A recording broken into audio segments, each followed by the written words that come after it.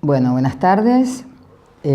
Como saben, estamos continuando con el ciclo destinado a los grandes historiales del psicoanálisis y en este caso nos vamos a referir a Frida, la paciente de Margaret Little, de la que ella habla en un trabajo que se llama R, la respuesta total del analista a las necesidades de su paciente, y que Lacan toma en el seminario 10, más específicamente en la clase del 30 de enero de 1963.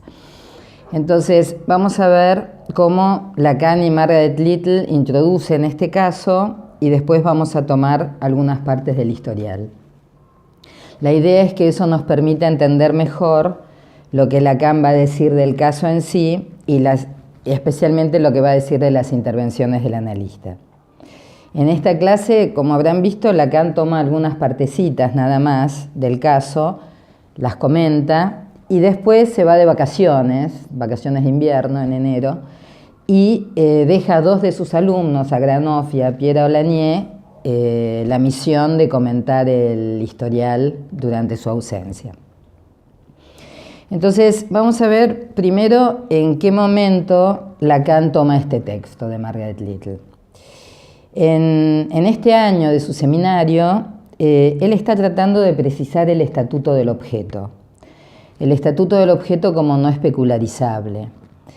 El objeto como causa de deseo y no como aquello a lo que el deseo se dirige, sino operando en tanto causa. Y por supuesto, esto va a desembocar en la pregunta por el objeto en el análisis, su relación con la transferencia y especialmente con el deseo del analista.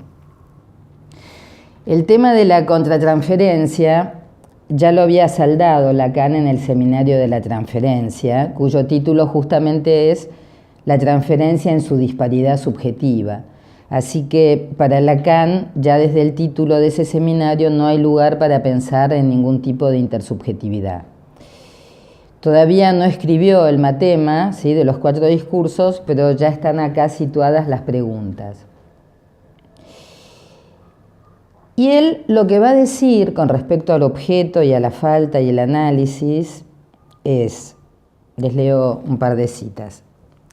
Cada vez que un discurso se lleva suficientemente lejos sobre la relación que tenemos como otro con aquel que tenemos en análisis, se plantea la cuestión de lo que debe ser nuestra relación con ese A. Nada claro se dice sobre lo que concierne al manejo de la relación transferencial, la que gira alrededor del A. Él ya había hablado del lugar del objeto en el acting, en la clase anterior, en la clase 9 del seminario, y acá lo retoma. Él dice, siempre nos la tenemos que ver con ese A minúscula, que por su parte no está sobre la escena, pero que a cada instante no demanda más que subir a ella para introducir allí su discurso, aunque más no sea para arrojar allí el despelote, el desorden. Traducción de Ricardo Rodríguez Ponte. El macho cabrío que brinca sobre la escena, ¿se acuerdan? Él dice, es el acting out. Y es a partir de aquí, en este momento, que se introduce de lleno en el historial de Margaret Little. Él va a decir que uno puede vendarse los ojos y meter un cuchillo y en cualquier página del International Journal de Psychoanalysis va a encontrar algo de esto que a él le está interesando aquí. O sea, que él va a encontrar, lo que él va a encontrar en Margaret Little tiene que ver con la pregunta que él se está haciendo en este momento del seminario. Y a él le llama la atención el modo en que Margaret Little transmite sus dificultades en la dirección de la cura. Hay algo que a ella se le complica y ella se hace cargo de esta complicación. Es una complicación que ofrece la clínica y ella lo plantea de una manera que a Lacan le resulta interesante. Y Lacan encuentra ahí la ocasión para abordar la pregunta en relación a la posición del analista, el manejo de la transferencia, la función del corte y a lo que se espera de un analista. Y más allá de que obviamente las respuestas que va a encontrar Margaret Little no son las mismas de Lacan, él nota que ella no se conforma con una respuesta estandarizada ni desde una transferencia dual, intersubjetiva, imaginaria, ni tampoco considera ella que el analista tenga que ocupar el lugar de un yo libre de conflictos que responde desde las alturas. Unas clases más adelante, Lacan va a decir que son mayormente las analistas mujeres las que han osado hablar de este asunto, en la medida en que la transferencia tiene que ver con el deseo y con el amor, y que son las que han dicho cosas interesantes en relación a la falta y a la posición del analista. Bueno, entonces, ¿qué dice Margaret Little que se espera de un analista? Lacan nos va a recomendar la lectura de este artículo, que se llama R, la respuesta total del analista a las necesidades de su paciente, que es de 1957, muy poquito antes de que él esté dando este seminario. Este texto está traducido en la biblioteca de la escuela. El historial de Frida forma parte de este texto y aparte, bueno, lo pueden encontrar fácilmente en internet. Esto de la respuesta total tenderíamos a rechazarlo rápidamente si entendiéramos que lo que Margaret Little está diciendo es que el analista tiene que responder totalmente a las demandas de su paciente, o algo así. Sin embargo, la palabra que ella es response, no usa answer, que sería la más habitual para respuesta, y define a esa R, Lacan va a decir, ven, no soy el único que usa letritas, la define de la siguiente manera. R es todo lo que un analista dice, hace, piensa, imagina o experimenta en el curso de un análisis en relación a su paciente. Y ahí va a incluir no solamente la interpretación, sino todo lo que la acompaña, la forma en que se la expresa, el momento elegido para hacerlo, el apretón de manos que el analista da o que rechaza, su silencio, su escucha, sus reacciones, su ausencia de reacción. Y ella va a relacionar la respuesta con la responsabilidad del analista. Entonces la R es de respuesta y de responsabilidad. Y ella va a decir que para la totalidad de las necesidades de su paciente, el analista tiene una respuesta de responsabilidad del 100%. Lo que a Lacan le interesa subrayar es que esta posición es contraria a lo que estamos acostumbrados a escuchar en relación a la neutralidad del analista. ¿Se acuerdan que en esa época se hablaba de la pantalla en blanco sobre la que el paciente proyectaba? En cambio, ella dice que el analista se tiene que comprometer a fondo. Vamos a ver lo que eso puede significar. En primer lugar, a Margaret Little no se le escapa que esta responsabilidad del 100% es imposible de soportar. Entonces, va a decir que en algunos casos puede ser compartida o delegada, y que esa decisión de delegar cómo y en quién también es responsabilidad del analista. Y acá ella va a ensayar una clasificación que Lacan cita en el seminario de 3 tipos de pacientes en función de cómo se puede compartir esa responsabilidad.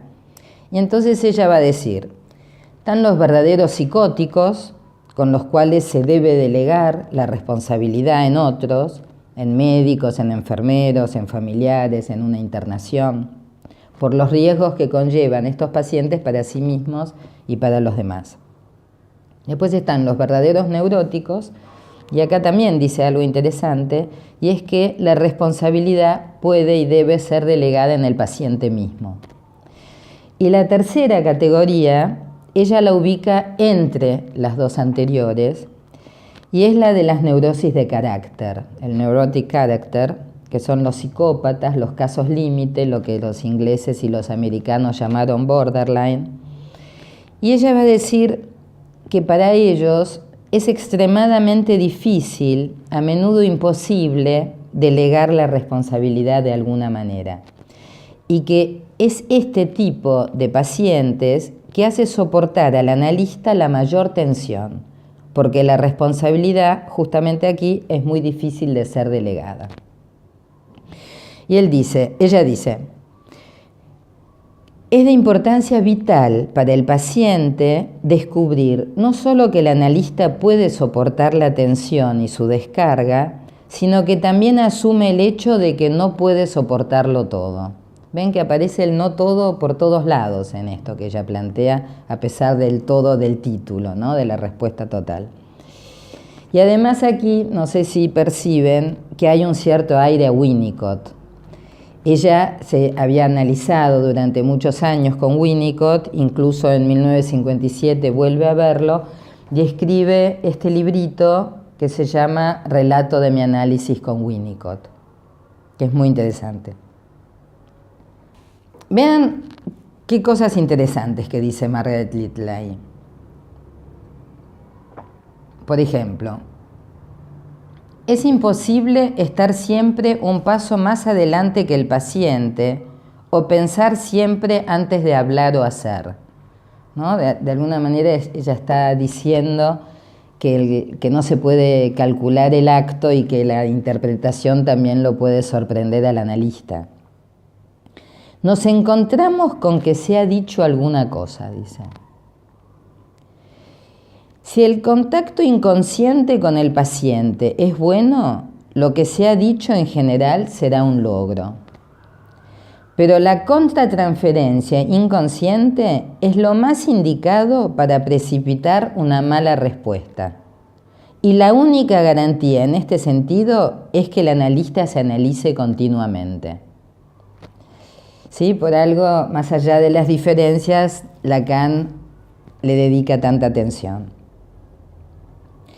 Entonces, vamos a partir de la base que Margaret Little nos va a presentar el caso de Frida para mostrar las dificultades que presentan estos pacientes que están en la tercera categoría, ni neurótico ni psicótico.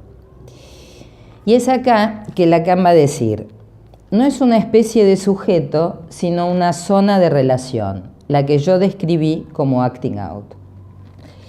O sea, Margaret Little nos va a presentar el historial de una paciente con muchísimos actings, con dificultades en la transferencia, con un duelo muy difícil de tramitar. Vamos a ir viendo lo difícil que se le hace al analista conducir este análisis. Y Lacan se niega a considerar esto como una categoría psicopatológica. Y en cambio introduce lo que llama la zona de relación acting out, de la que no va a dar mayores precisiones y de la que no va a volver a hablar, por lo menos hasta donde yo sé.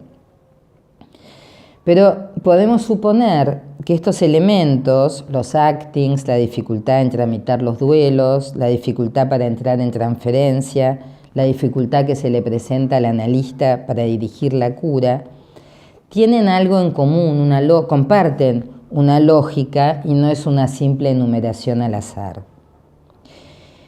Entonces, este historial clínico, a mí por lo menos, me resulta muy atractivo porque da la posibilidad de pensar varias cuestiones diferentes.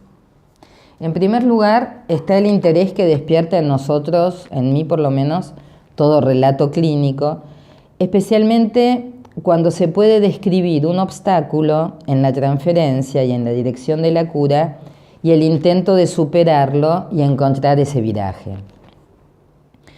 Por otro lado, está la pregunta por el alcance de lo que Lacan llama zona de relación acting out, porque obviamente no aplica solamente a Frida, sino a todos los pacientes, a todos estos pacientes que en la escuela inglesa han llamado borderline o neurotic character. ¿Sí? Aquellos que difícilmente se podría pensar ni como neuróticos ni como psicóticos. Y ver qué aporta Lacan al respecto. ¿Sí?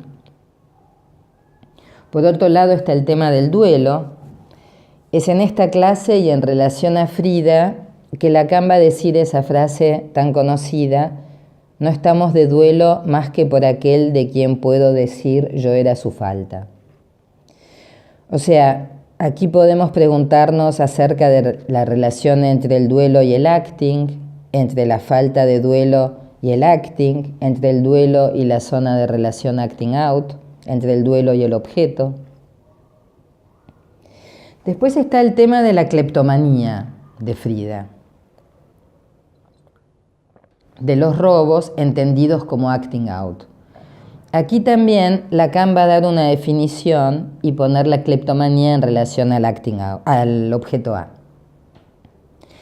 Y por último, el interés me parece mayor de este historial es poder pensar las intervenciones del analista, algunas más logradas que otras, algunas más interesantes que otras, y los efectos que producen. Vamos a ver que Margaret Little es muy honesta en la presentación de sus intervenciones, aun cuando muchas de ellas no son para nada convencionales. Vamos a ver que ella toma sus riesgos. Yo voy a ir recortando del material principalmente los aspectos que a Lacan más le van a interesar y que él aborda en el seminario. Empecemos. Margaret Little dice que va a resumir en 10 minutos lo que fueron 10 años de análisis y va a describir diversos síntomas o características de Frida y del análisis. Ella dice que Frida vive en una desorientación temporal desde siempre. Describe la cleptomanía. La cleptomanía fue el motivo de que ella empiece el análisis. A Frida la habían pescado robando, creo que en un supermercado, y una asistente social que vio que se la iban a llevar, que un cana se la estaba por llevar, consiguió que devuelva lo que había robado, que no se la lleve presa, a cambio del compromiso de empezar un tratamiento. Y ahí empieza el tratamiento con Margaret Little, pero durante un año no habla de este episodio.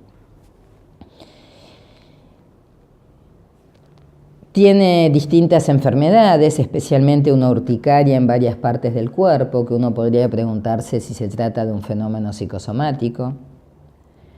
Frida era impulsiva y esto la ponía en riesgo porque sufría accidentes todo el tiempo, igual que los robos que la dejaban al borde de tener problemas legales.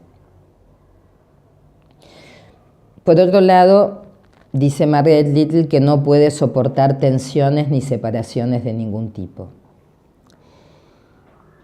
De la infancia de Frida sabemos que fue muy traumática, infeliz, aislada y confundida, y que vivía en un estado de ensueño. Sabemos que fue la hija mayor y que para el padre fue una gran decepción porque esperaba un hijo varón. Nació en la Alemania nazi. Su familia era judía. El padre había tenido la creencia mágica de que no le iba a pasar nada malo durante el nazismo y decidió quedarse en Alemania mientras que el resto de la familia emigró y el padre terminó muriendo en un campo de concentración. Tanto el padre como la madre eran muy crueles y violentos entre ellos y también con ella y sus hermanos. Como forma de castigo, la encerraban en el armario oscuro de las escobas, le daban baños de agua fría, le pegaban con una fusta, en fin.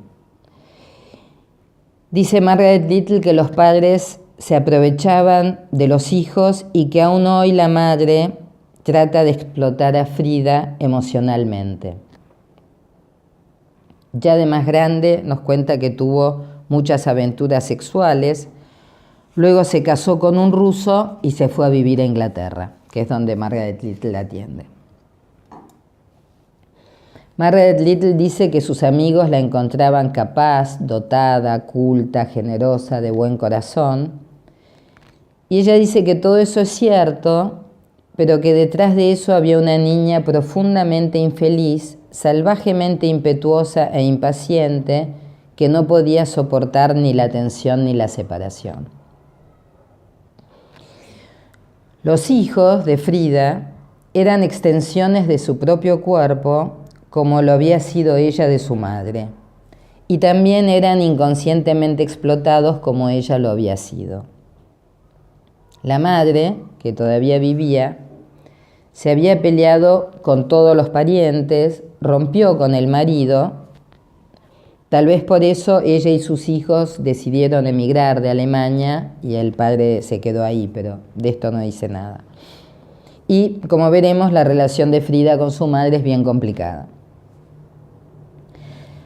Entonces, podemos suponer que el análisis transcurre en torno a estos temas. Lo que dice Margaret Little es que durante los primeros 7 años de análisis no había pasado gran cosa. Si bien Frida estaba un poco más tranquila, Margaret Little nunca sintió en esos 7 años que ella estuviera en análisis, ni que la transferencia fuera significativa para ella. Seguía pegada a la madre, seguía sin poder hacer el duelo por el padre y seguían los actings. Ya estaban por dar por terminado el análisis, aun cuando nada había cambiado demasiado, salvo que estaba un poquito más tranquila. Pero entonces, dice Margaret Little, de repente todo cambia. Un día llega Frida fuera de sí, afligida, toda vestida de negro, el rostro cubierto de lágrimas, verdaderamente en una agonía. Ilse había muerto súbitamente en Alemania después de una operación. Margaret Little ni sabía muy bien quién era Ilse.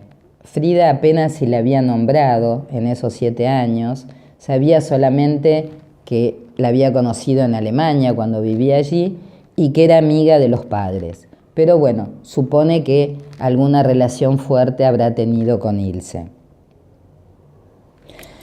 La cosa es que durante 5 semanas, ese estado de desesperación, de angustia, de desasosiego, no solo continuó, sino que se fue incrementando.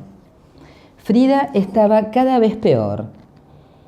Ninguna de todas las interpretaciones que intentaba Margaret Little surtía el menor efecto. Ella da acá una lista de enfermedades transferenciales, contratransferenciales, bueno, nada hace el menor efecto.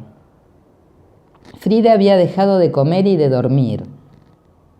Solo veía a Ilse en todas partes, en el ómnibus, en la calle, en las tiendas, corría detrás de ella, solo hablaba de Ilse y sus fotos invadían toda la casa. No se podía quedar quieta en ningún lado, en el consultorio no se podía quedar acostada en el diván y se la pasaba dando vueltas por la habitación. Como se imaginan, Margaret Little después de 5 semanas se empezó a desesperar porque pensaba que la vida de Frida estaba en peligro, tanto por el riesgo de suicidio como porque estaba exhausta, ¿sí? Hacía semanas que no comía, que no dormía, y pensaba que de una manera u otra tenía que poner fin a esta situación. Entonces, dice, finalmente le dije lo dolorosa que era su pena, no solo para sí misma y para su familia, sino para mí. Le dije que nadie que la viera en ese estado podía dejar de sentirse profundamente afectado y que yo me sentía muy apenada por ella y con ella por su pérdida. El efecto fue instantáneo y masivo. En la hora que siguió, ella se calmó y no lloró más.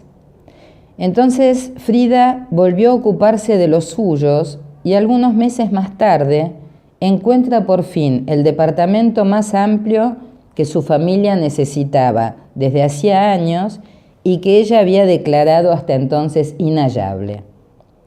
Descubre al instalarse en ese apartamento y arreglarlo una dicha que jamás había tenido y que después persistió y aumentó.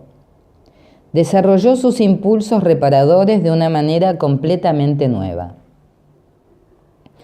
Margaret Little, se imaginan, está totalmente sorprendida por el efecto de su intervención.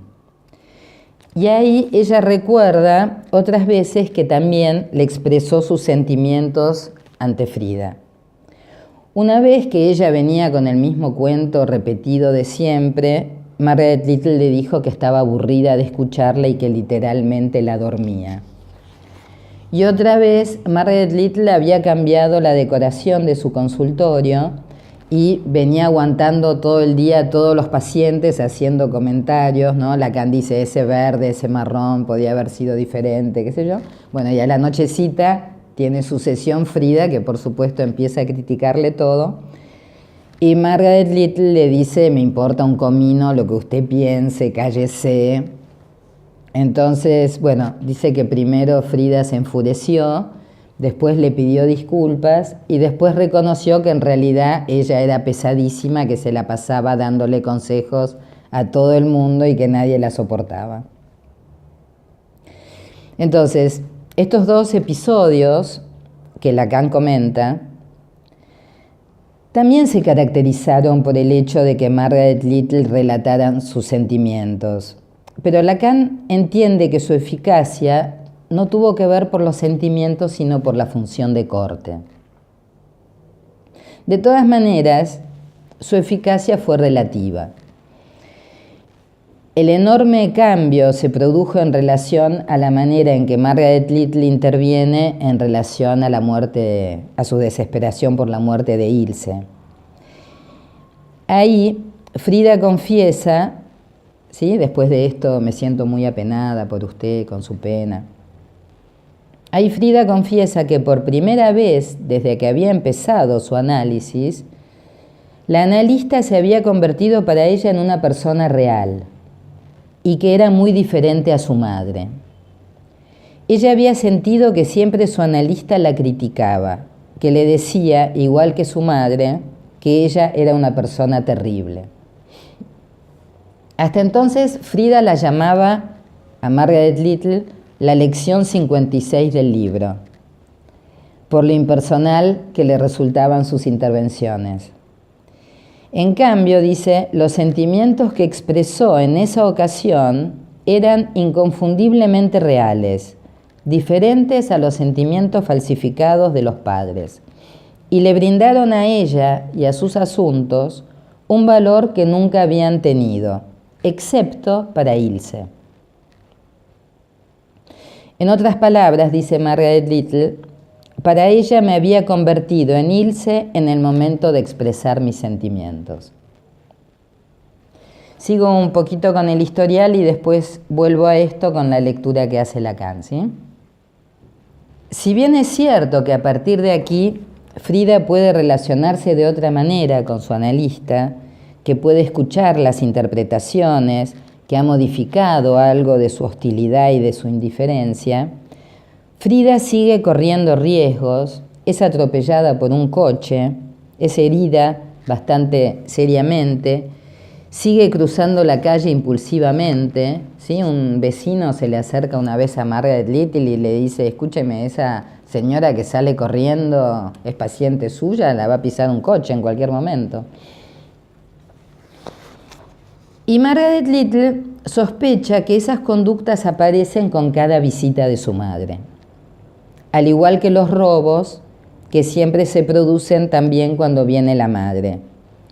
Le dice esto a Frida, pero Frida rechaza la interpretación. Unas semanas más tarde, en que también estaba su madre con ella, fue detenida por viajar sin boleto, porque estaba apurada y no tenía cambio. Por eso la citaron del juzgado y Margaret Little le dio un certificado diciendo que ella estaba en tratamiento por sus conductas impulsivas y que en esencia era una persona honesta y confiable. Lacan entiende que esto de testimoniar por la paciente ante el juez tiene que ver con ese compromiso 100% que Margaret Little postula. Y Frida dice que el certificado le hizo una profunda impresión, porque su analista había dicho abiertamente lo opuesto a aquello que los padres habían dicho siempre de ella, cuando la etiquetaban de mentirosa y ladrona. Su padre incluso había amenazado con suicidarse si se enteraba de que su hija era ladrona. Entonces, a pesar del cambio en la relación transferencial, los robos y los actings continuaban siempre que venía la madre.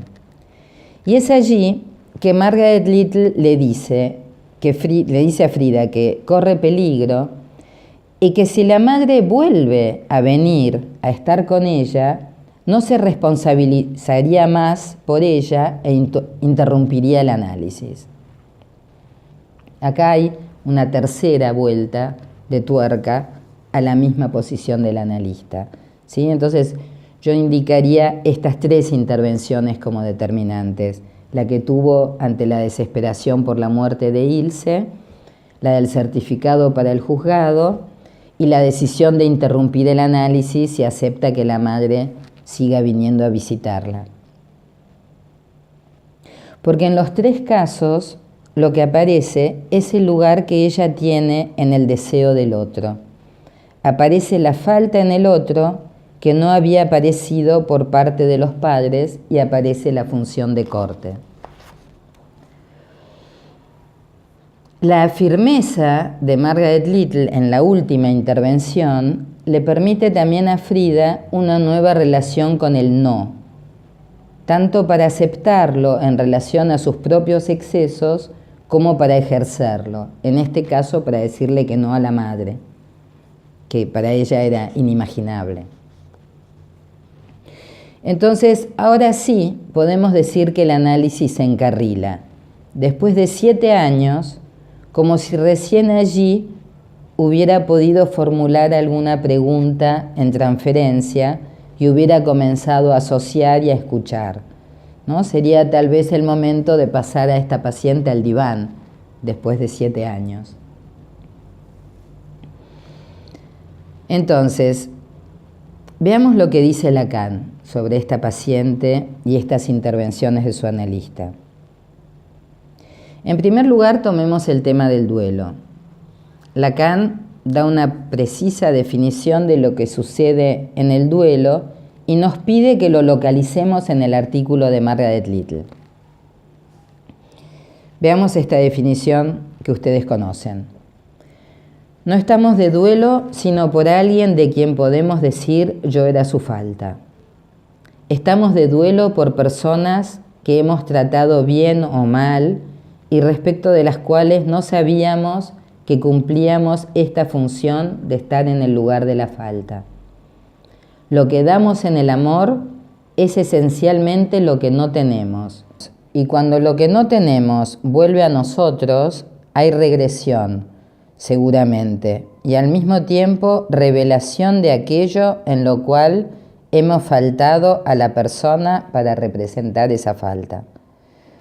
Pero aquí, en razón del carácter irreductible del desconocimiento en lo concerniente a la falta, este desconocimiento simplemente se invierte, y esta función que teníamos de ser su falta, creemos poder traducirla ahora en esto, que nosotros le hemos faltado, mientras que era justamente en eso que le éramos valiosos e indispensables.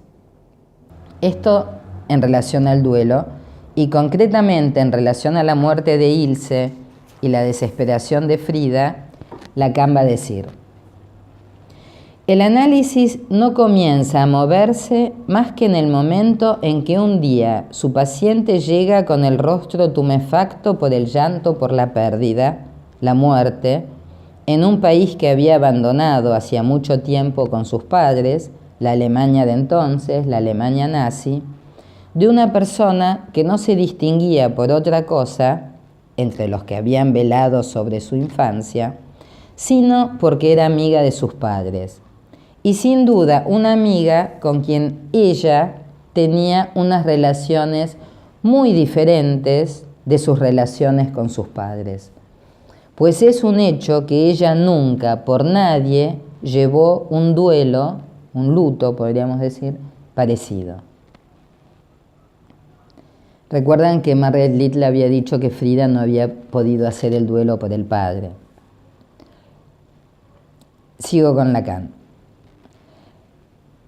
Algo muy pequeñito, dice, comienza a desencadenarse cuando el analista, literalmente, ustedes lo verán, es muy sensible en el texto, confiesa ante el sujeto que ella ahí no comprende nada y que verla así le produce pena a ella, al analista.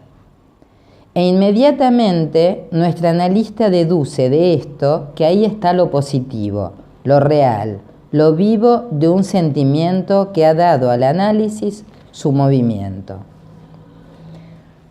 Todo el texto testimonia suficientemente de ello para que podamos decir que afecta seguramente al sujeto y le permite transferir en su relación con la analista la reacción de la que se trataba en ese duelo, a saber, la aparición de esto, que había una persona para quien ella podía hacer una falta.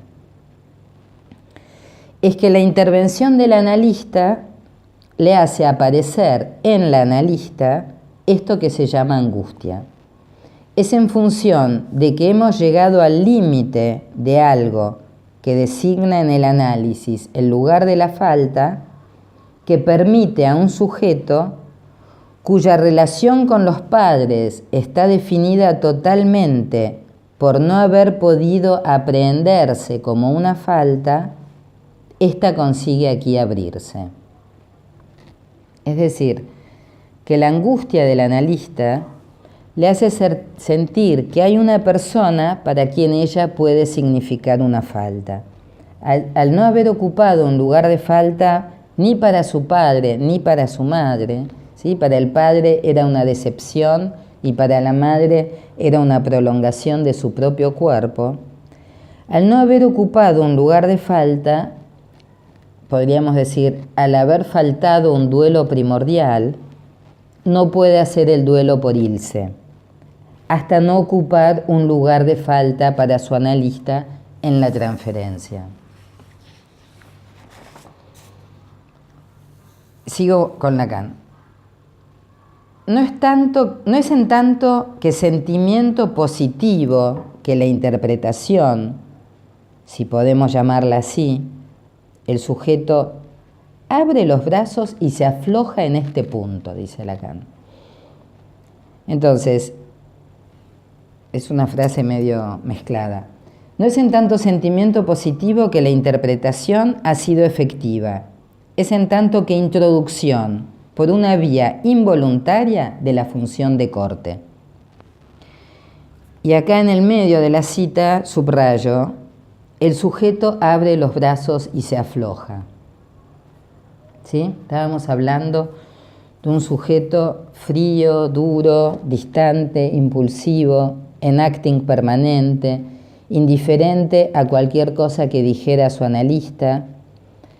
Pero esto que ella dice afecta al sujeto de tal modo que puede abrir los brazos y aflojarse. Dejo esto subrayado y sigo con Lacan. Esto nos permite designar de qué se trata en este sujeto.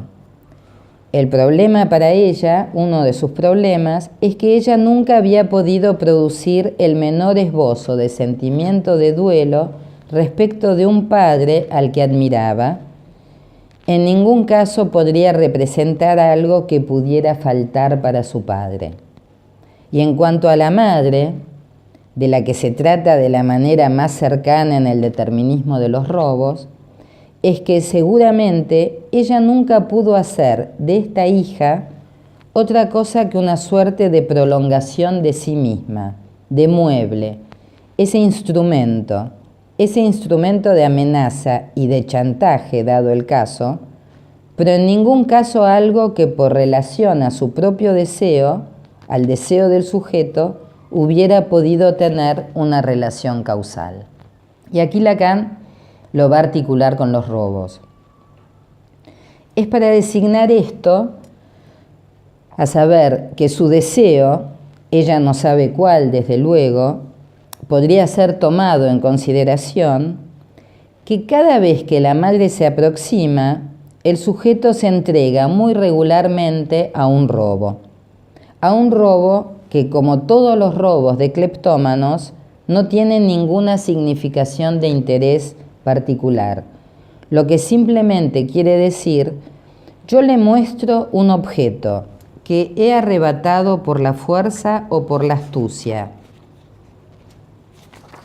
lo que quiere decir que hay en alguna parte otro objeto, el mío, el A, el que merecería que se lo considere, que se lo deje un instante aislarse.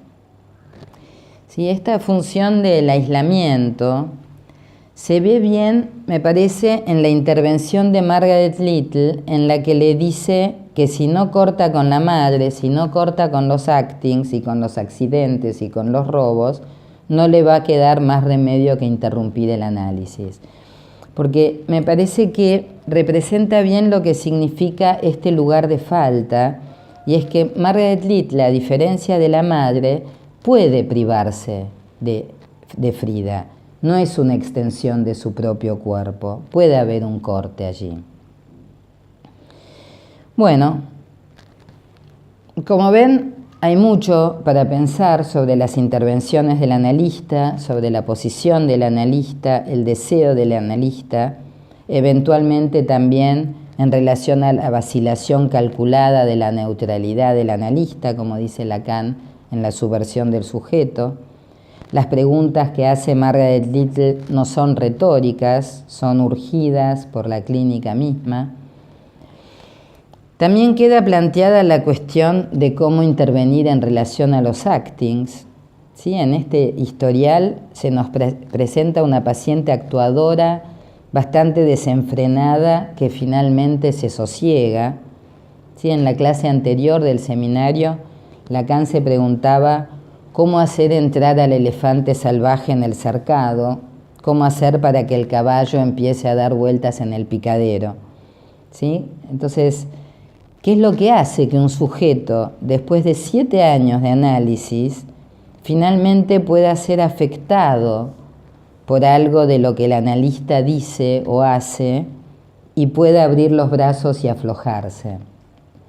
A mí me parece que este caso le sirve a Lacan para introducir y subrayar la función de corte, la angustia del lado del analista, la mostración de la falta del lado del analista, y que particularmente en el caso de Frida, y aventuraría decir que en los pacientes que se encuentran en esta zona de relación acting out, tal vez sea necesaria la manifestación del deseo del analista de un modo un poco más explícito.